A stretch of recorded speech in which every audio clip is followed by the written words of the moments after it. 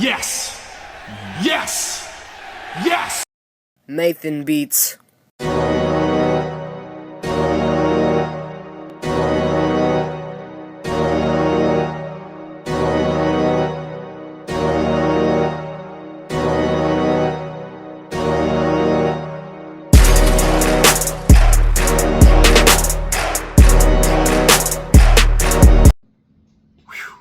What's up, y'all? This your boy Mitch Tyler 240. I'm back with another video today. Well, I'm really back with part 2 of the Yes Movement. You know what I'm saying? So we left off at part 1. You feel me? Also, if you're new to the page, comment, subscribe, hit that notification button. And on top of it, I just dropped that Randy Savage promo, that 1,000 subscribers episode. We almost there. We're at 945 subscribers, dog. So we're gonna get there and we're gonna take off. You feel me? And shit, with that being said, yo, we forget the part 2 of Daniel Bryan, the Yes Movement. Let's get it. So we left off at his World Heavyweight Championship run the first time. On July 17th in Money in the Bank, Daniel Bryan won SmackDown Money in the Bank ladder match, which earned him a World Heavyweight Championship match at any point the following year. After several months of losing matches, oh wow, throat dry. Bryan began a feud with Mark Henry, the World Heavyweight Champion. You know, Mark Henry had dethroned Randy Orton at Hell in a Cell. That's what he did. He did that. Well, he beat him at the Night of Champions, and he retained the title at Hell in a Cell. He beat him in front of the world. Y'all remember the speech? Don't trip for me now. That's what Mark Henry said. But it's all beyond me. So, on November 25th episode of SmackDown, Henry was knocked out by the Big Show. Because you remember, Big Show and Mark Henry was rivaled because of the Hall of Pain. The Hall of Pain began with the Big Show at Capital Punishment. At which point, Bryan had cashed in his briefcase for the title and quickly pinned Mark Henry to become the World Heavyweight Champion. But SmackDown General Manager Theodore Long had revealed that Mark Henry was not medically cleared to compete and voided the match. So Mark Henry had remained the champion and the briefcase was returned to Daniel Bryan. Regardless of his briefcase, Daniel Bryan won a fatal 4-way match on the same episode of SmackDown to become the #1 contender for Mark Henry Championship in a very underrated steel cage match, which an injured Mark Henry managed to retain in the match. Also, Daniel Bryan had started a being an involving romantic storyline with AJ Lee. Bryan had cashed in his Money in the Bank contract on December 18th at TLC against the Big Show, who had just defeated Mark Henry, who subsequently received a DDT onto a steel chair, which allowed Bryan to secure the pinfall and become the world champion. Now this one, I hope they got this on. Okay, I ain't gotta explain it. It's already on here. You know what I'm saying? The underdog that nobody believed in had became a champion. This when Daniel Bryan was an excellent heel. He had turned heel when he developed an extremely overconfident personality. Daniel Bryan was really underrated heel though, no cap. Especially when we get to the part we gotta get to. You know what I'm saying? But we ain't there yet. Here it is. So, in January 2012, Bryan successfully defended his title 3 times. The first occasion against the Big Show, when Bryan goaded Mark Henry into attacking him and causing a disqualification. The second time was a no disqualification match with the Big Show, which ended abruptly after Big Show ran over AJ Lee. Man, Big Show trucked her ass, no cap. Hospitalizing her within the storyline for which Bryan blamed him. And the third occasion against Mark Henry in a lumberjack match, when Bryan provoked the lumberjacks to interfere and cause a no contest. This culminated in a triple threat steel cage match, excluding the outside interference at the Royal Rumble on January 29th, when Bryan escaped the cage after freeing himself from the Big Show's grasp and retaining the title. Then now I ain't gonna front. This had to be the worst Elimination Chamber match of all time. Right here. Here it is. At Elimination Chamber on February 19th, Bryan defeated The Big Show, a young Cody Rhodes, Great Khali. This when everybody was behind Santino Marella, man. The folks was going crazy. And Wade Barrett. In an Elimination Chamber match to retain the World Heavyweight Championship. After the match, Royal Rumble match winner Sheamus attacked Bryan and chose him as a WrestleMania opponent for the World Heavyweight Championship. Then all of a sudden, Daniel Bryan started mistreating his girl like she was trash. Publicly demanding her to shut up, claiming that she always got in his championship.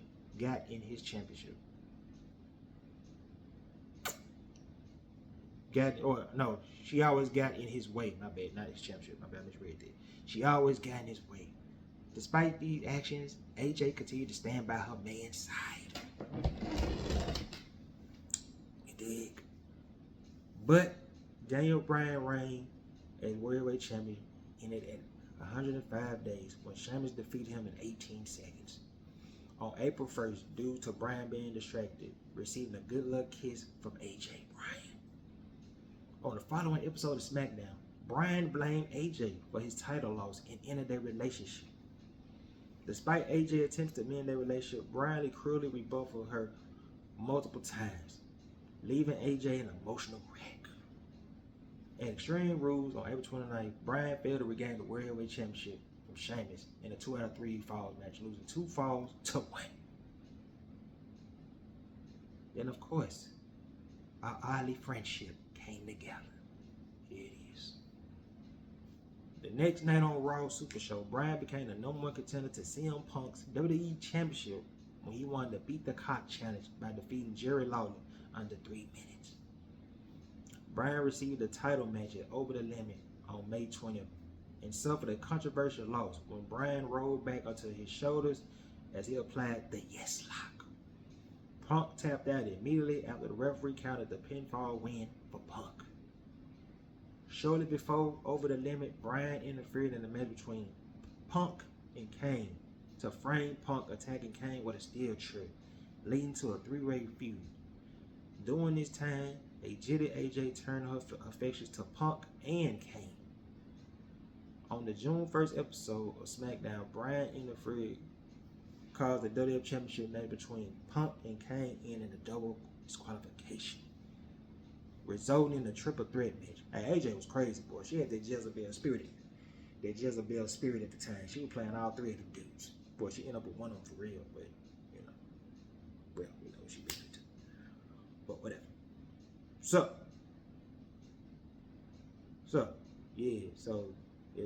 they match ended in a no disqualification, resulting in a triple threat match being set up on June 17th, where Punk managed to retain the title after AJ distracted Kane. On June 25th episode of Raw Super Show, Bryan defeated Punk and Kane in a non-title 3-way elimination match to earn another shot at the WWE title.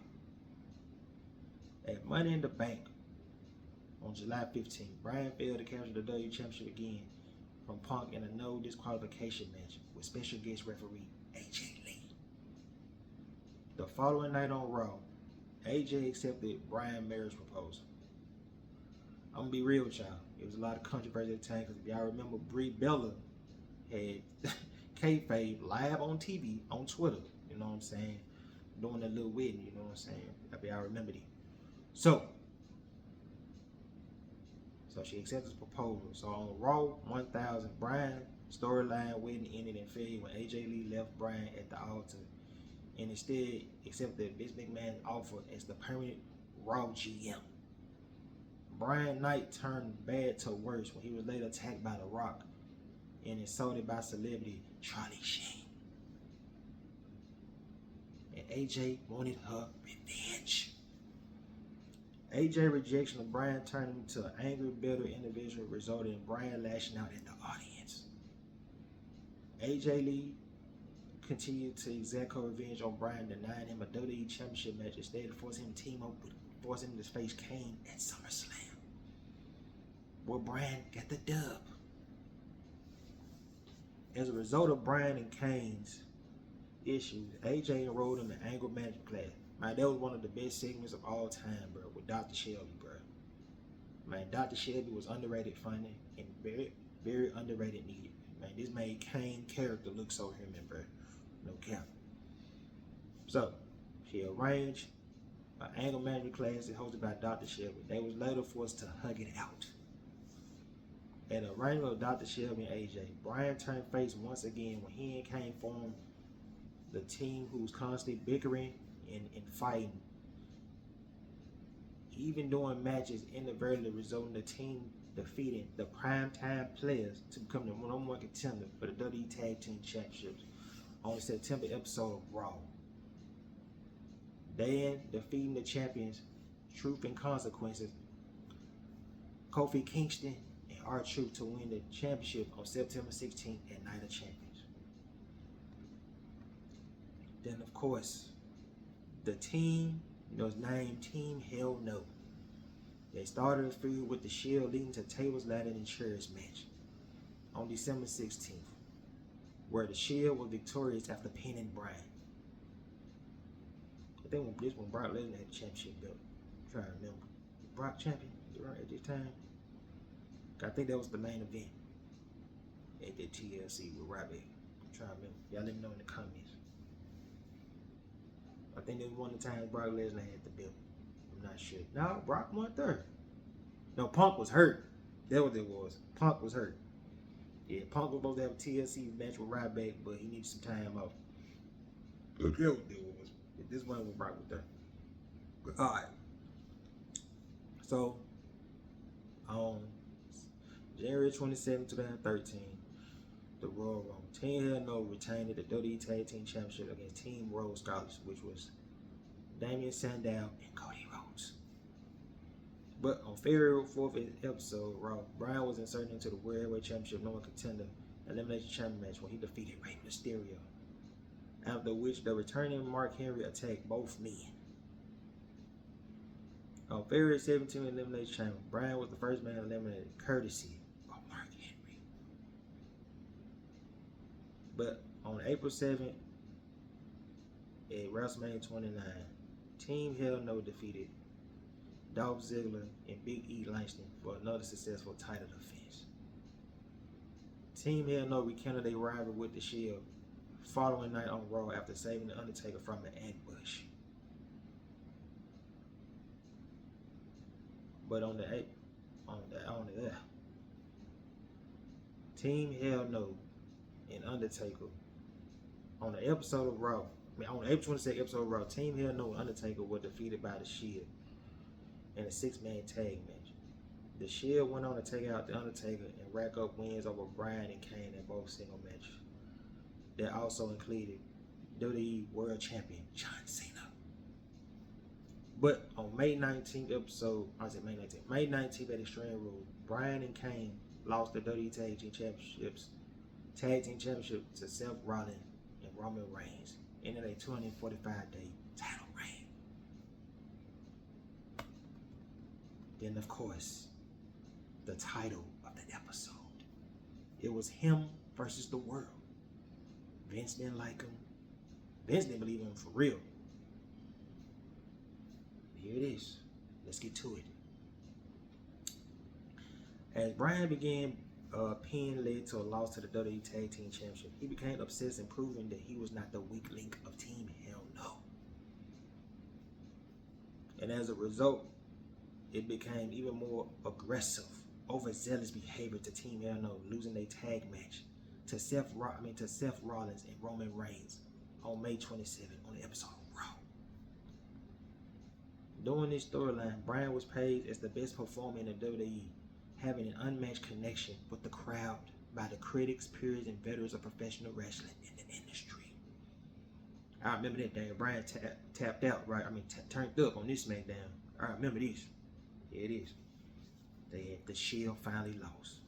On the June 14th episode SmackDown, Bryan with Kane and Randy Orton as a team entered the Shield unpinned and unsubmitted streak in a televised 6-man tag match, forcing Rollins to submit. But on June 16th at Payback, Bryan and Orton lost against Rollins and Reigns, for the WWE Tag Team Championships.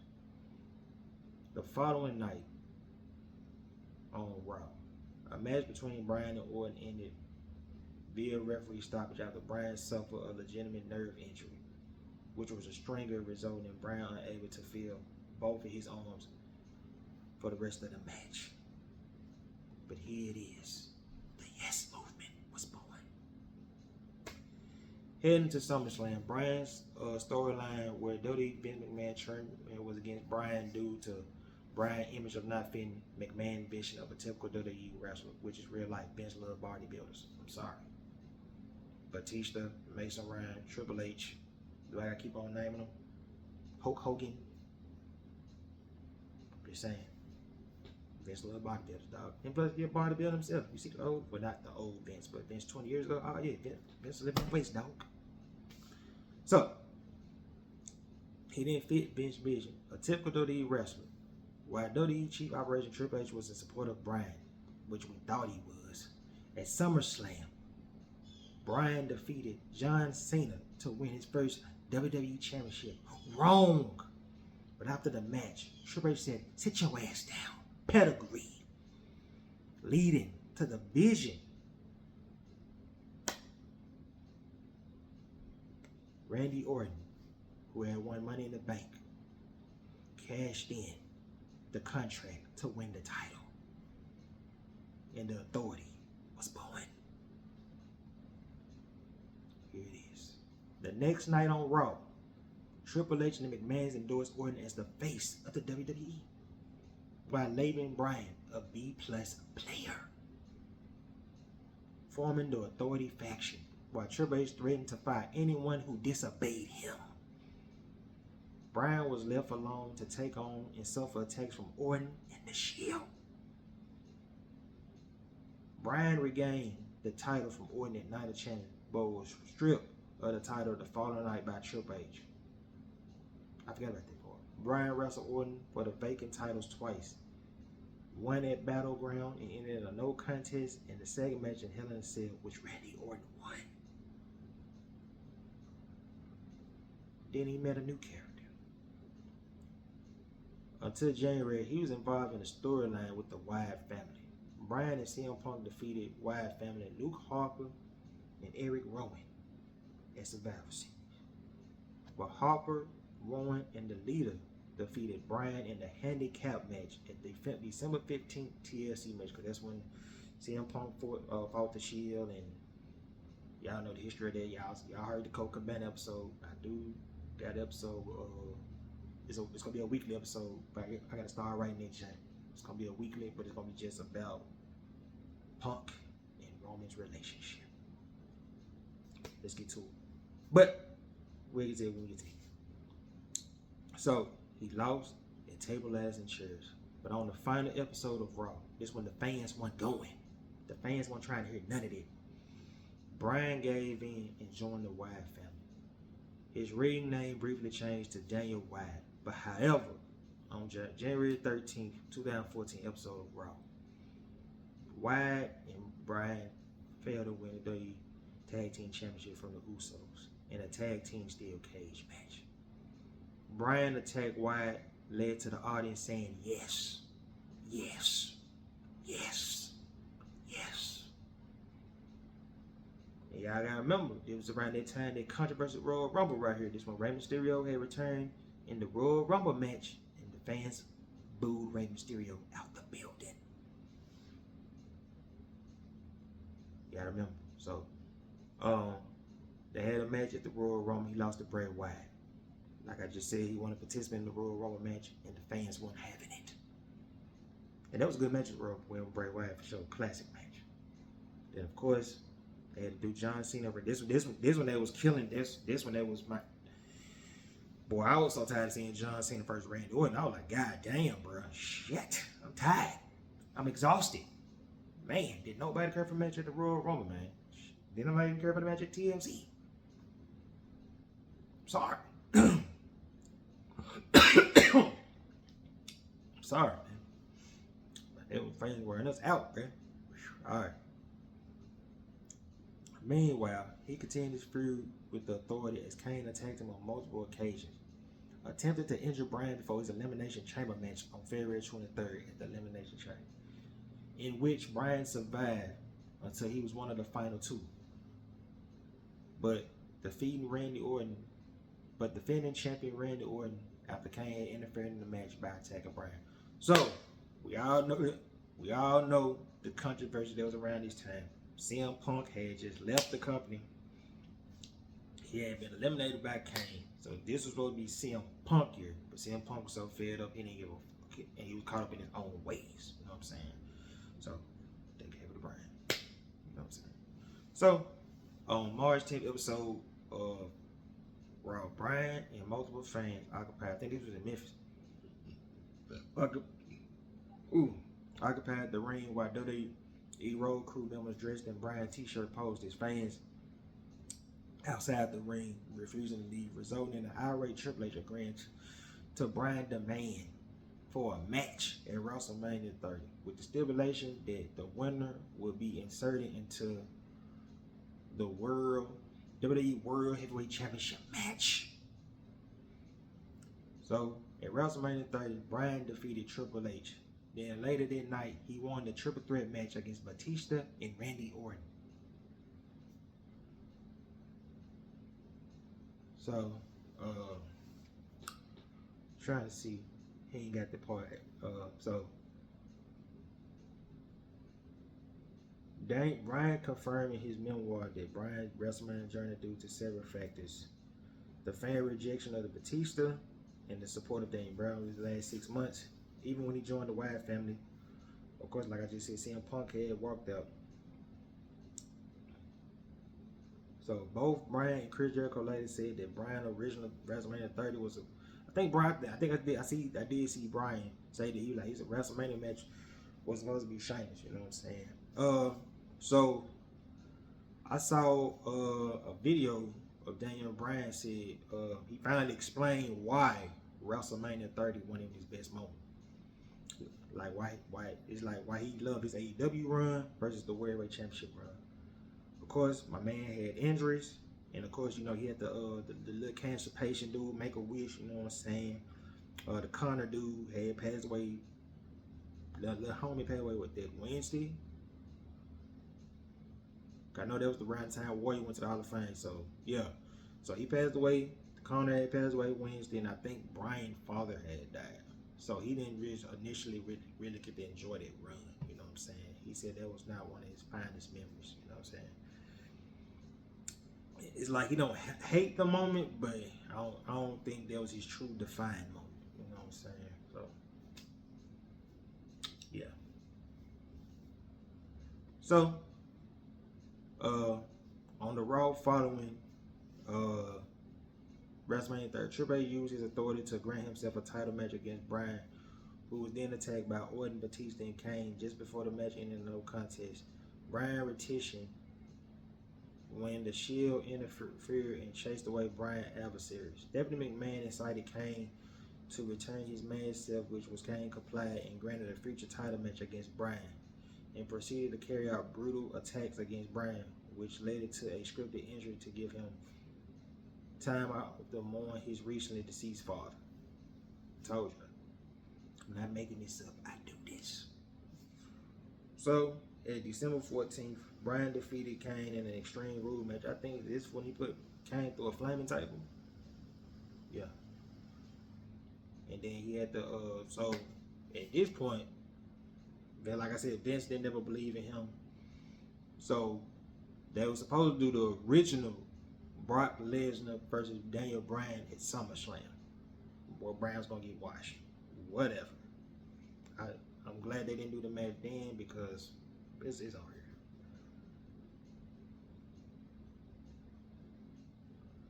So, I think that I'm gonna read this last little pause and we got 5-6 minutes. So I might go a little bit over, but whatever. You know what I'm saying? Bryan had to. We had to do. At some point, Bryan lost all his strength in his right arm and required neck surgery.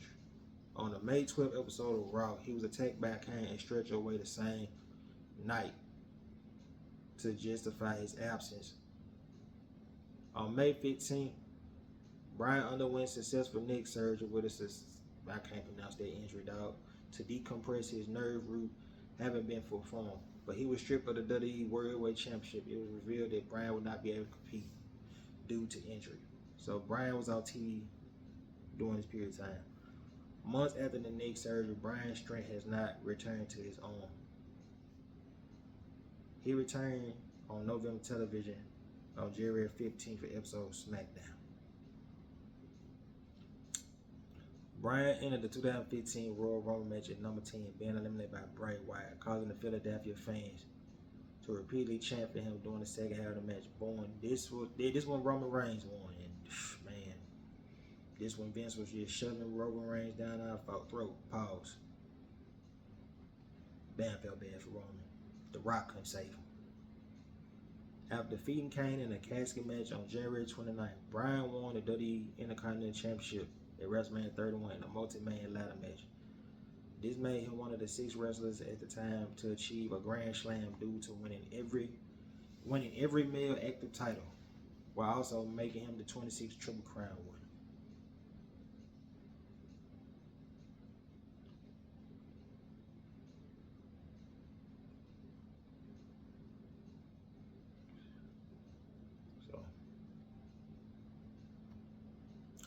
So, we're gonna, let's see what we got. See how much I got left for this. Alright, we can start right there. We're gonna read this little part. The first retirement. On April 16th episode of SmackDown, Daniel Bryan was pulled from wrestling on the remainder of the tour, taking precautionary measures. Bryan was scheduled a title defense on Extreme Rules on April 26th against Wade Barrett, but was later canceled to Bryan not being medically cleared. Less than a week later, WWE stopped advertising Bryan for future events and television taping. After about a month of television, Bryan returned on May 11th to explain after undergoing an MRI, he will be out for an unknown period of time and could be possibly having to retire. Though the nature of the injuries was not revealed, he relinquished the Intercontinental Championship on the pre-show. On the Elimination Chamber pre-show, Bryan stated he will eventually wrestle again.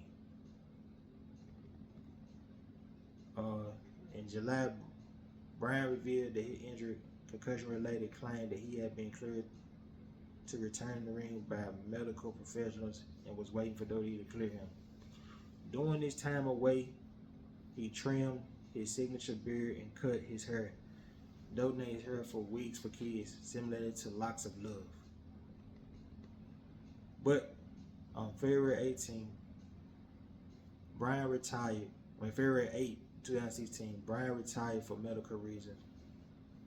You know what I'm saying? Later that day on the episode of Raw, in Bryan home state, Washington, Bryan gave a retirement speech, raving his happiness of wrestling brought him. But it was documented that he suffered 10 documented concussions while wrestling. Damn. My boy going through it, dog. You know what I'm saying? But we're going to stop right there. You know what I'm saying? With that being said, part 3 will be coming soon. We'll be starting it in the road that he hated. And that was a general match. With that being said, I love y'all. I appreciate y'all.